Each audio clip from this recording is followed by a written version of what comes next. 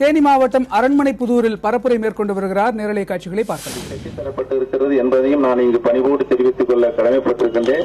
மேலும் நம்முடைய போடிநாயக்கனூர் தொகுதிக்கு அரசு பொறியியல் கல்லூரி 60 கோடி ரூபாய் செலவில் இன்றைக்கு கல்லூரி நடைபெற்றுக் கொண்டிருக்கிறது என்பதையும் 74 கோடி ரூபாய் செலவில் போடிநாயக்கனூர் தொகுதிக்கு பாதாள சாக்கடை திட்டம் இன்றைக்கு நிறைவேற்றப்பட்டுக் கொண்டிருக்கிறது என்பதையும் நீண்ட நாட்களாக தேவாரத்தோடு நிறுத்தப்பட்டிருந்த 18ஆம் கால்வாய் திட்டம் கொட்டக்குடி ஆறு வரை இணைக்க வேண்டும் என்ற திட்டம் அதையும் மாண்புமிகு அம்மாவுடைய மேலான கவனத்திற்கு எடுத்துச் சென்ற பொழுது இன்றைக்கு 58 கோடி ரூபாய் செலவில் அந்த பணியும் இன்றைக்கு மிக சுறுசுறுப்பாக நடைபெற்றுக் கொண்டிருக்கிறது என்பதையும் நான் பணிவோடு தெரிவித்துக் கொண்டு பெரியவர்களே, பேரன்பு கொண்ட தாய்மார்களே, வருகின்ற 2016 மே மாதம் நடைபெறுகின்ற சட்டமன்ற பொதுத் தேர்தலில் இந்த பொதுத் தேர்தலில் மாண்புமிகு அம்மா அவர்கள் மீண்டும் எனக்கு 2ஆம் முறையாக வாய்ப்பு தந்திருக்கின்றார்கள்.